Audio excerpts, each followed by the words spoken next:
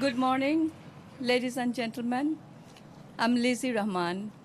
You may not know me, but I worked very hard for the bike lane on Queens Boulevard.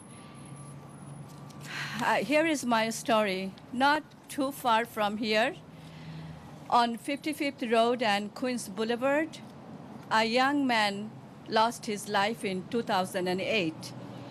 He was riding his bicycle. A freight truck hit him from the back. He fell on the ground, and the truck simply rolled over him. He died instantly. He was my loving son, Asif Rahman. Asif was only 22 years old, a vibrant young man with many talents. He loved to write poems, did spoken words, beatboxing, recorded songs. He was a photographer. Above all, he was a good, law-abiding citizen and a kind-hearted young man. Asif's dream was to be a music teacher and a hip-hop artist, but all his dreams came to an end on that day by that freight truck. Asif was on his way home from work, but he never made it to home. After his death, our house became silent, our lives changed, and we will never be the same. Asif loved to ride his bicycle, and I always worried for his safety. He assured me, "Ma, don't worry. There are bike lanes everywhere, and I carry a bike route map." After his death, when I visited the crash site, I was shocked to see that there was no bike lane on Queens Boulevard. And I couldn't help thinking that if there was a bike lane, perhaps my son would still be alive. From that day on, I decided to do everything in my power to get a bike lane on Queens Boulevard so that bicyclists would feel safe and no mother will go through this pain of losing a child. For the last 8 years, I kept writing to the former mayor, DOT and city commissioners, congressmen, council members, other elected officials, newspaper editors, and various organizations. I kept speaking at the City Hall hearings, community board meetings, press conferences, rallies. I gave interviews to numerous newspapers, televisions, and radio reporters, showed up at meetings, collected petitions from public, got affiliated with various organizations. The list goes on, but to make it short, I did what I could possibly do. There were times when I was discouraged, I almost gave up. But then I saw light at the end of the tunnel when Mayor de Blasio was elected. Now my dream is not a dream anymore. It became a reality.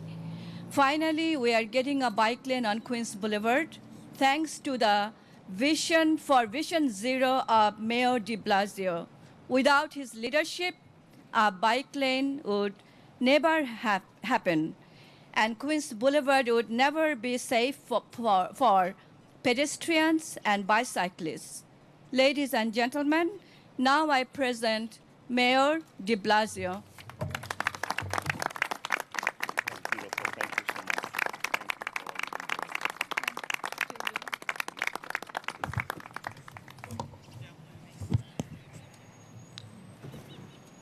Lizzie, thank you. And, you know, my children are just a little younger than Lizzie's son was when he passed away. And as a parent, I feel such empathy and such connection to you, Lizzie. And I appreciate that you went through so much, but you decided to try and use that pain for good and to save the lives of others. That is noble. That took a lot of strength. And I think that's a great and fitting tribute to your son as well. Let's thank Lizzie for all she has done.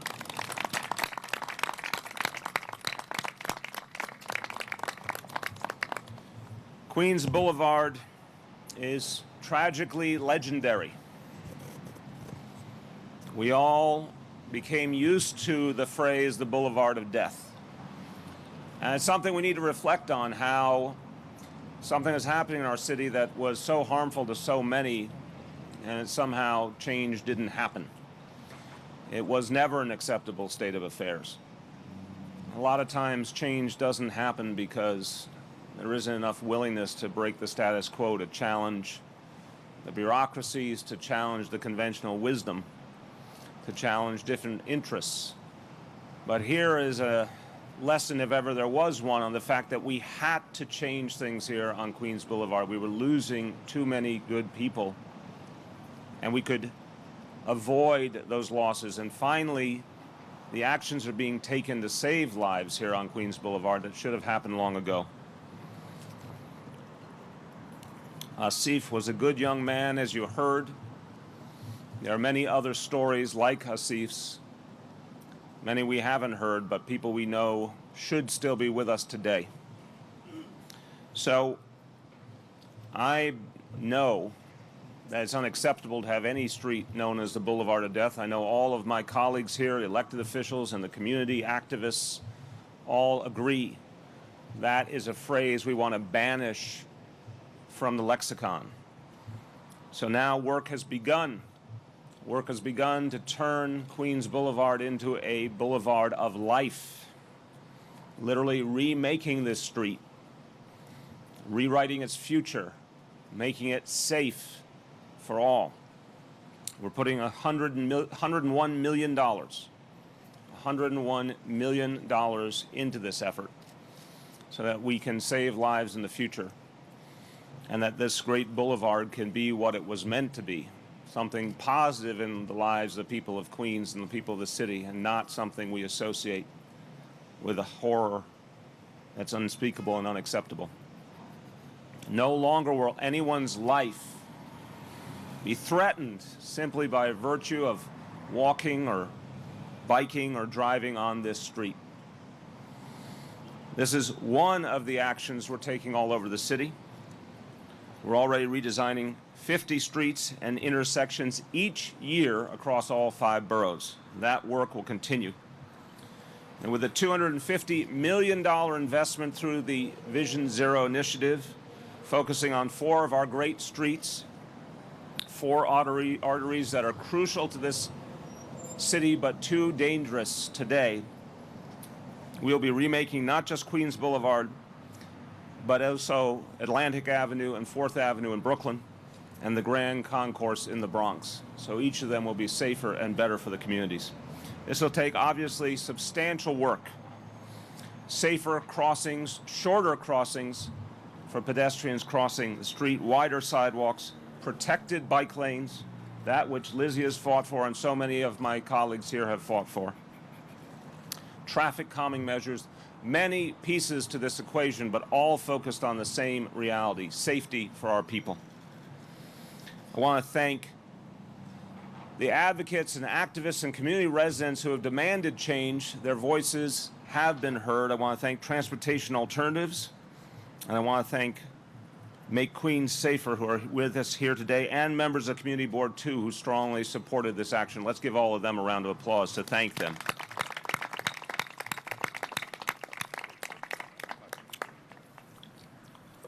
The story of Queens Boulevard really tells you everything you need to know about why Vision Zero was so important, why we had to do something that was a radical departure from the past.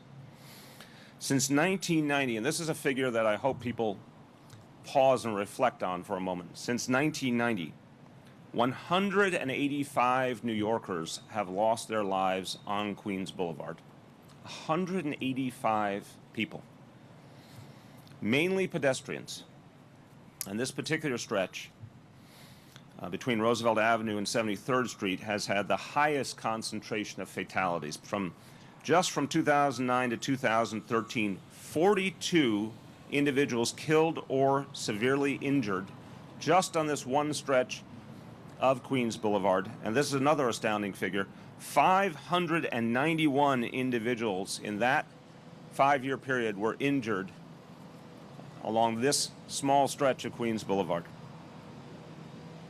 Those are numbers, and those numbers alone should compel us to action, but behind every number is an individual and a family and the human costs of inaction. That's why we're resolute about making major changes here, and when those changes are complete, this will be a safer street for all. Pedestrians will actually have enough time to cross the street and will have a shorter distance to cross. Drivers will find a smoother and slower but still better drive because things will make more sense. We're going to change the whole configuration of Queens Boulevard to make the traffic move more slowly and more smoothly. The bike lane will finally be protected. So for all the people who depend on this crucial road, life will change for the better. And we're going to use every tool we have to continue that work, not just on Queens Boulevard, but all over the city. Vision Zero, as you'll remember, when we first announced it, many people questioned whether it would have an impact, and then we got to see the results after the first year. We had the safest year in 2014 for pedestrians, literally since record-keeping began in 1910, over a century ago. It's clear that Vision Zero works, and that's why we're going to deepen our commitment to it. People of this community have waited for a long time. Their day has come. We owe it to Lizzie, we owe it to the memory of Asif, we owe it to all New Yorkers who have lost loved ones, and everyone who wants to live in peace in this city, to continue aggressively with this Vision Zero approach. The goal is 0 deaths. We all understand how difficult that is, but it's amazing how some simple actions have already started to change the equation so profoundly. And we're going to keep taking action all over the city. And remember, if ever there's a case of us all being in this together, it's our streets, where our pedestrians, our bicyclists, our drivers all come together. We owe it to all of them to get it right, and we will. A few words in Spanish. No queremos ver ni una sola muerte más por incidentes de tránsito en la ciudad. Por eso estamos enfocados en rediseñar las intersecciones peligrosas y hacerlas más seguras. Hoy estamos empezando un gran proyecto para aumentar la seguridad en Queens Boulevard y otras avenidas similares en toda la ciudad. El proyecto es parte de Vision Zero, la iniciativa para hacer nuestras calles y carreteras más seguras para todos. With that, I want to introduce a woman who's done an absolutely extraordinary job taking this vision and putting it into action. And Polly Trottenberg feels the urgency of this issue, and it's played out in her leadership. She and the whole team at DOT, including the hard-working folks you see here working in the hot sun to make us all safer, they feel the mandate of Vision Zero deeply, and they're working on it literally every single day. Our Transportation Commissioner, Polly Trottenberg.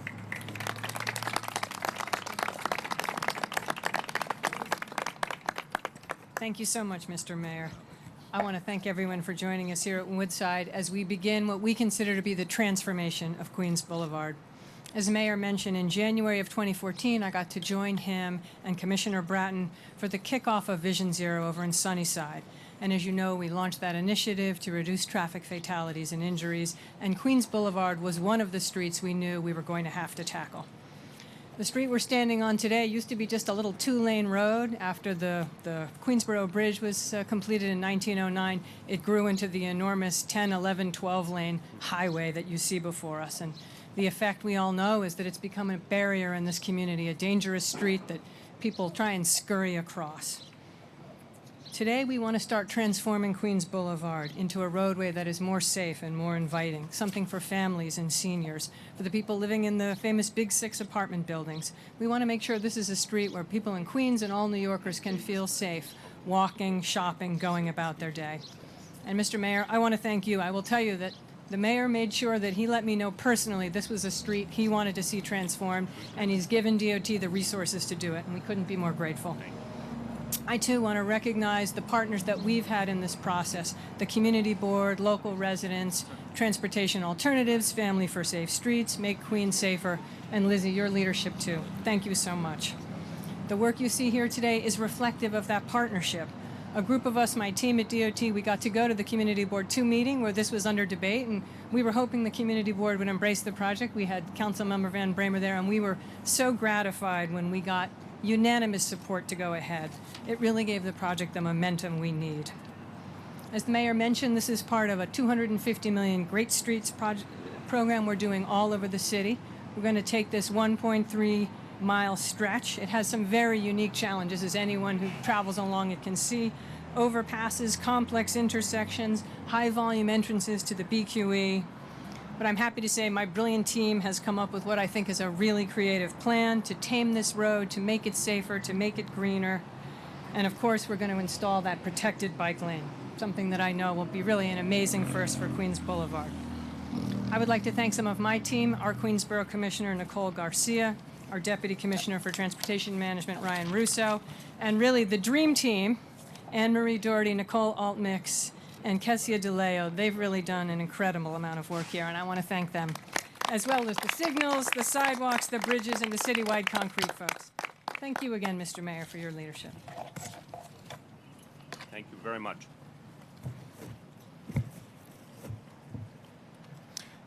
So, success has many fathers and mothers.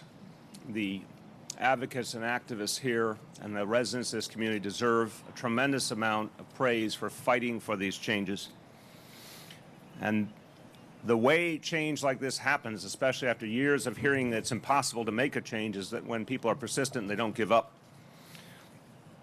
One of the people who's been persistent and did not give up was the council member who represents this area, who has always believed that change had to happen here and has been a conscience for us at City Hall, pushing every day for these changes. And I want to thank him for his leadership and welcome Councilmember Jimmy Van Bramer. Thank you.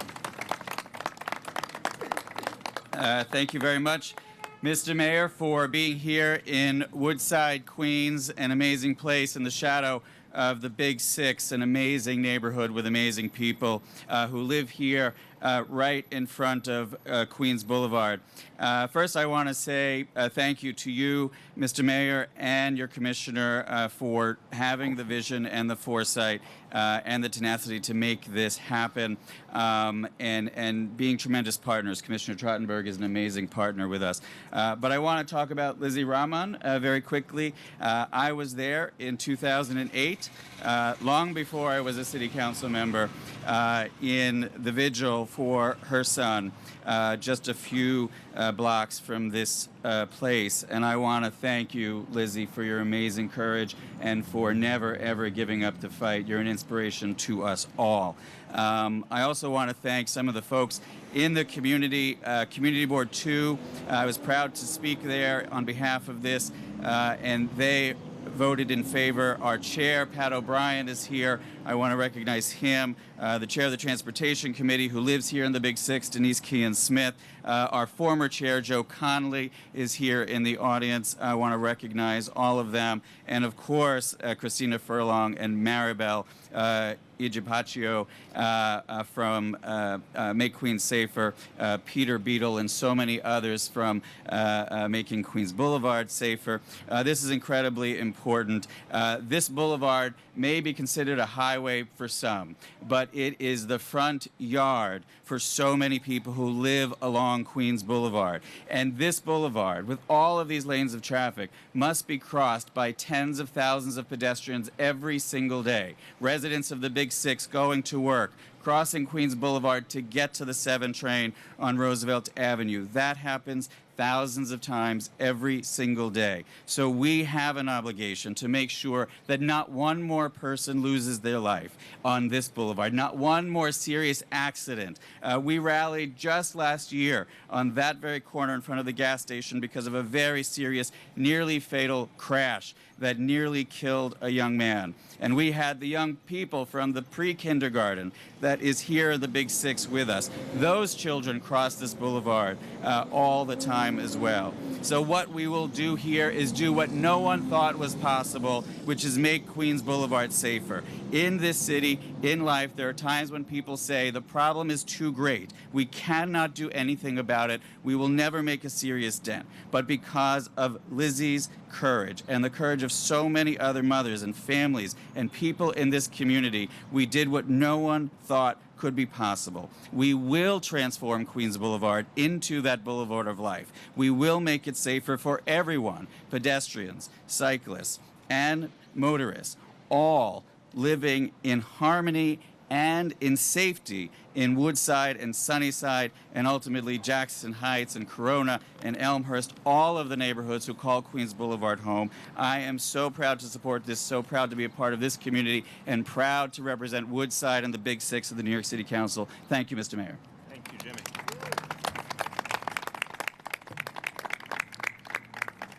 And our community leaders, our elected officials have spoken up because, as Jimmy said, they recognize our pre-K kids and other kids, their lives are threatened if we don't make these changes. Our seniors' lives are threatened if we don't make these changes. And I want to thank all the elected officials who have stood up in support of this important effort. I'd like you next to hear from Assemblymember Michael Dendecker. Thank you, brother. I'd like to, first of all, thank the mayor, who has been a staunch advocate for pedestrian safety, and his commitment to Vision Zero deserves a round of applause. So let's hear it from Mayor de Blasio. Also want to thank the commissioner, my council member, the majority leader, one of the hardest working council members, Jimmy, on, again, his advocacy, all the advocate groups that are here. Lizzie, your loss, I can identify with. I lost a child, too. In fact, she lived in the Big Six. This is very, very important to parents, to neighbors, to people who live in this community. The Boulevard of Death, as it's been called since I'm a child, has haunted many of us. Many of us that live on the other side of Queens Boulevard, our parents forbid us to cross Queens Boulevard because it was so dangerous. I believe that under this plan, we will make life safer for the residents of Sunnyside, Woodside, and they'll be able to finally be able to cross this street without having to worry about if they're going to die. It's that simple. That's how dangerous this roadway is. And also, the drivers on this roadway will be safer. Keep in mind that most of those accidents that have occurred and the injuries and deaths that have occurred because of a vehicle accident that then struck a pedestrian afterwards, or the people in the car were actually injured, or the bicyclists that were riding on the roadway. By having a shared resource, it's our responsibility as elected officials to make sure we can have everyone share the roadway evenly and safely.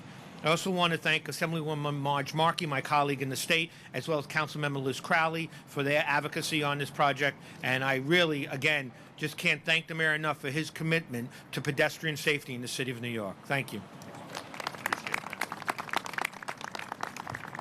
And I thank you, Assemblyman. I also want to thank Councilmember Liz Crowley for standing up and believing in these changes. I want to thank her for her advocacy and welcome Councilmember Liz Crowley. Good morning. Councilmember Elizabeth Crowley. I'm proud to represent parts of Woodside and Community Board 2, along with my colleague here, Jimmy Van Bramer. We're here today to celebrate a great transition that's about to happen to Queens Boulevard. I want to thank the mayor. Mayor de Blasio has saved countless lives in the past year with his Vision Zero plan. And I know by putting pedestrian space and protected bike lanes and making these intersections safer, it will enhance travel for everyone, whether you're walking, on a bike, or in a vehicle. And if it wasn't for the vision of our Transportation Commissioner, Polly Trottenberg, and her dream team, we would not be able to do the work that we do to make these streets safer. And so I am incredibly grateful. You know, it is a notorious boulevard. We heard today, known as the Boulevard of Death, Boulevard of Broken Bones.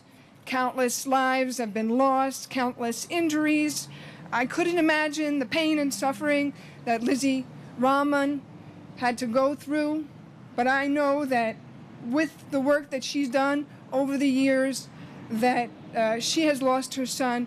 She is doing all she can, and we are with you, standing with you, doing all we can to make sure that no one has to go through the pain and suffering and the loss that you have had to go through over the years. So I'm happy to support Vision Zero, and again, very, very grateful for all the leaders here making this happen. Thank you. Okay, we're going to do questions on topic first, and then we'll do off. Let's start with on topic questions. Yes, sir. This is a multi-phase project going all the way A little bit louder. It's a multi-phase project going all the way towards Jamaica. We're here for just the first phase. What's the timeline for the next phase? Is it going to community boards? First phase, we're going to have this operational project done in the fall. We're hoping end of October. And then the capital work will, with an operational project, we like to have it operate for a while, see how it works while we design the capital project. And then we're going to start the capital project in 2017. We're going to start the planning for the next phase and basically go in that sequence of doing probably an operational project. I think my staff will correct me if I'm wrong, every year, and then the capital project a couple of years after that. On topic. On topic. Going once.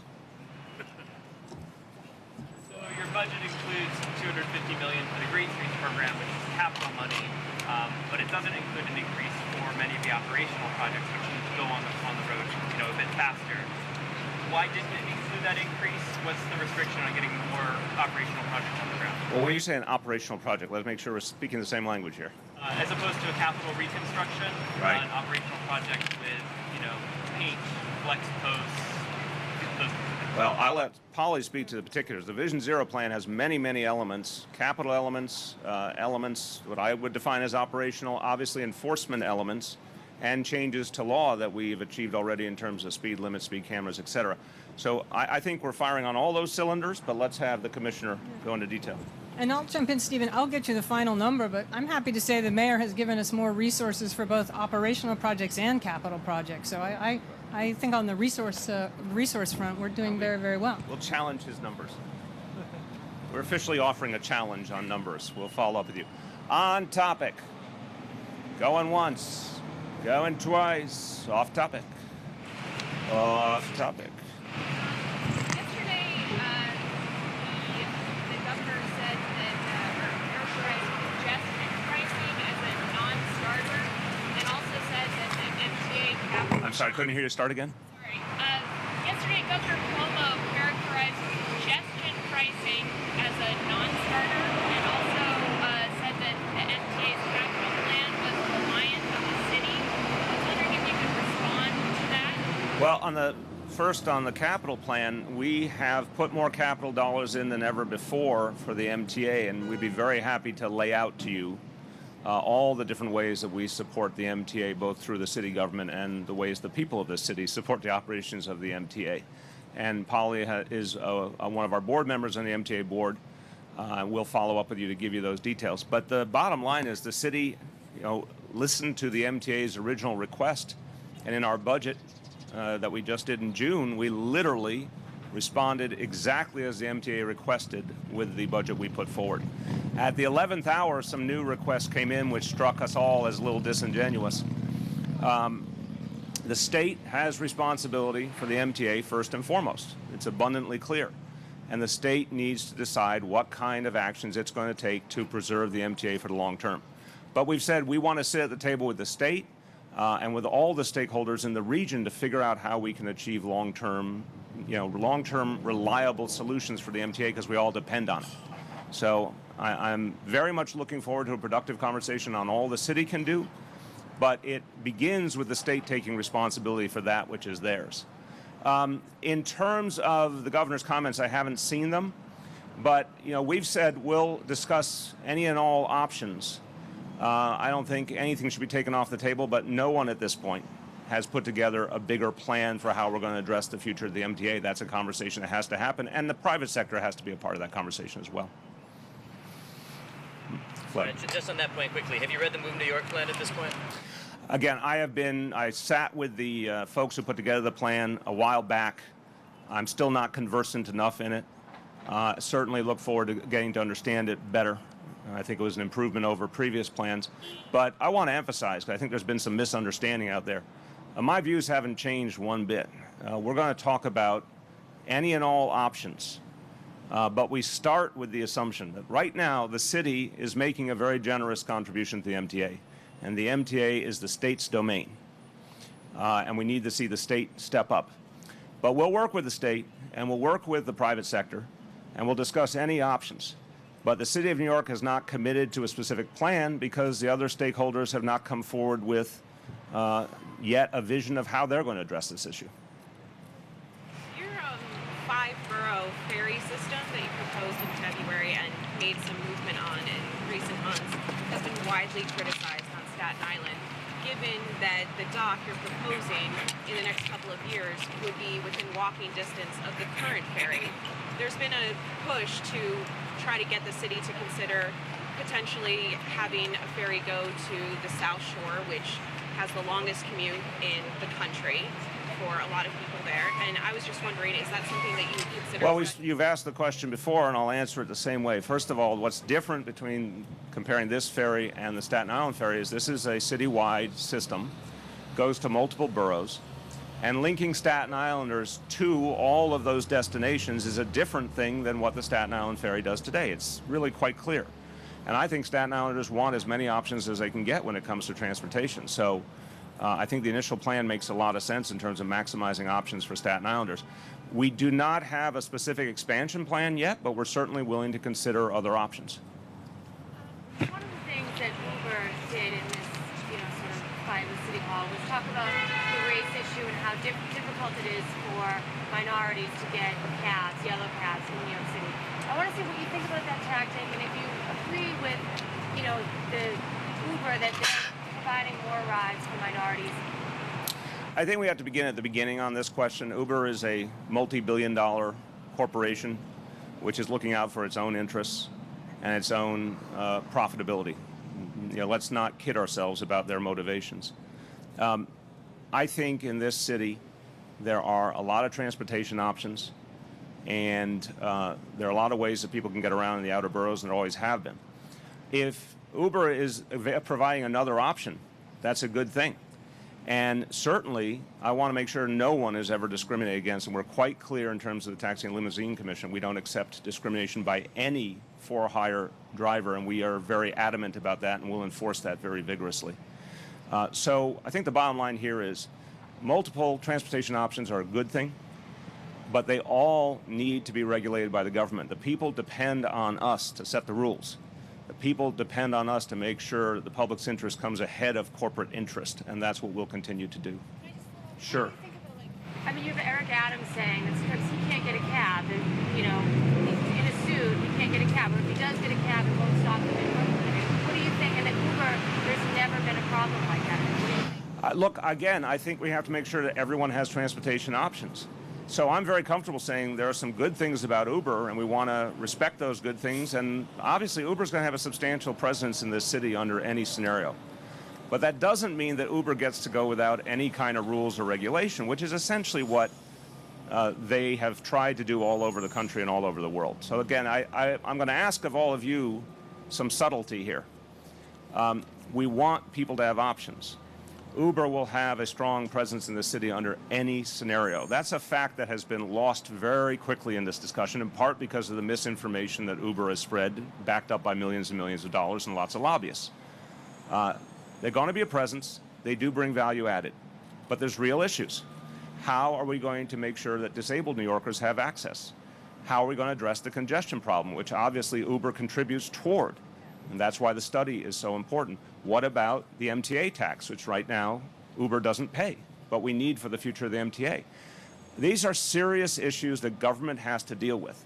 And boy, I'll tell you one thing. I know plenty of companies that would love to have no rules put on them, believe that the free market should decide everything. And if that were the reality, life in this city would be a lot worse, and that would be true in this country as well. So there will be rules. I don't care how much money they have, there will be rules. Jonathan. Mr. Mayor, following up on that, you mentioned the MTA surcharge, you mentioned the accessibility. Do you have a sense as to what you would need from Uber on both of those issues for this to be a successful agreement for the city? And as a part two, if they fall short of that, how willing are you to go back to the city council to say, I want to vote on a cap? 100% willing. Cap is on the table as an option and will continue to be on the table as an option. Look, part of why we engaged Uber over the last few weeks before they decided on their aggressive path was to say, hey, we've got these real issues. How do we sort them out? For the first year and a half of this administration, Uber's been growing by leaps and bounds to the point that there are now many, many more Uber cars than there are yellow taxis, for example. They benefited from the freedom to keep growing. When we went to them and said, let's talk about trying to mirror the accessibility opportunity that we're doing through the yellow taxis. You know, half of all yellow taxis will be accessible under our current plan. How do we do something like that with Uber? How do we address the revenue for the MTA? We have pointed up the obvious facts about congestion. People are experiencing it, and there's facts to back it up. Midtown in particular is more congested. The speed of cars traveling in Midtown is going down. It's getting slower and slower. Something's going on here. And our offer to Uber was to try and sort that out together. And they resorted to obviously a very different approach. So we're going to come up with specific ideas. We welcome their ideas. We welcome ideas from advocates and other stakeholders. And if we can find a way to address all these issues in an amicable fashion, that's certainly our preference. But if not, that cap is absolutely on the table. This was the deal you wanted all along, and the fact that you've gotten Uber to agree to talk to the things you just talk about the things you just talked about, accessibility, MTA taxes, and other things, makes you feel that you won a victory from Uber because they're now willing to talk about these things. And an unrelated topic. Can we just do that one first? I'll come back to you on the second. Let me reflect for a second, Marcia, on the fact, so I happened to be in Rome, and mayors from around the world were in Rome. And I spoke to my colleagues, and it was extraordinary. Every one of them that I talked to about Uber had a story of Uber trying to use its wealth and power to blow by any kind of rules and regulations, basically trying to dictate to government what Uber would be allowed to do and not do. And all of them said that they decided to stand and fight, and slowly but surely were able to create the kind of rules and regulations needed. So it's quite clear to me that the victory here is that Uber understands there has to be a set of rules. They have agreed to limit their growth in the short term while we do the study. We originally said to them the goal was to have a study so we could all have facts, very public, transparent facts about what's happening, and then we could make decisions about what to do. They've agreed to a limit on growth. They've agreed to participate in the study, including giving us information that they wouldn't give us previously, which is another area where we in government get very sensitive when private companies will not provide information that the public needs. So I think it's quite clear we did achieve the things we were talking to Uber about just a few weeks ago are now coming to pass. And we retain all our rights as the public sector, and we keep all the tools on the table. My hope is that the study will give us clarity, and then the kinds of decisions we need to make on accessibility for the disabled, on reducing congestion and pollution, on the kind of revenue we need for the MTA will then be easy to achieve, and I look forward to that. But again, we keep all options on the table. This is unrelated, but the police commissioner said that he thinks that he's too old, his words, not mine, to serve in a second de Blasio term. He would be too old. I wonder how you feel about that, and if you would try to persuade him to stay. I have only this comment. He's not too old. Having just come back from Rome, where I think the most important moral voice on this earth resides, and he is well into his 70s, and I think it's fair to say he's having a huge impact on the discussion and the decisions being made all over the world. I think it's fair to say that our conception of age needs to change. What the commissioner chooses to do with the future, obviously, is his choice. But I have immense respect for Bill Bratton. I think he's doing an outstanding job. And as per usual with Bill Bratton, he has the numbers to back it up. I think he's doing a great job, and he should do it as long as he feels it's right for him and his family. Mr. Mayor, I just want to follow up on Marcia's question a little bit. Could you give us some examples of situations with Uber that you heard? Can you give us a city or a mayor who said that there were some issues and what those issues were? Without getting into private conversations, I'll simply say amongst the mayors I spoke to were the mayor of Paris, Anne Hidalgo, the mayor of New Orleans, Mitch Landrieu, and the mayor of Portland, Oregon, Charlie Hales. And again, deja vu all over again. Everyone went through similar scenario where Uber thought its ability to purchase advertising and lobbyists would be all it needed to get its way without any exception.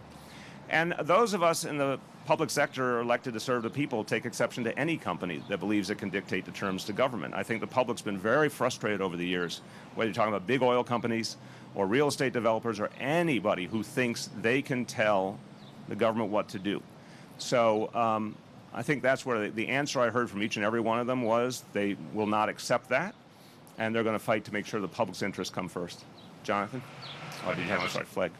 Just on the study, so in the past, your administration had argued that having the cap in place immediately was sort of essential because they're growing so quickly. I'm sorry, louder? Just that having the cap in place immediately was very important because they're growing so quickly that to study the dynamics, that would be sort of key. If they're still growing at that same high rate, won't that hamstring the ability to... No, as you may have seen in the agreement, they have agreed to voluntarily limit growth in the short term while the study is conducted. The study is just a 4-month time frame, so in and of itself, 4 months isn't going to change the situation too profoundly, but more importantly, they've agreed voluntarily to some limits so that we can make sense of the situation. Thanks, everyone.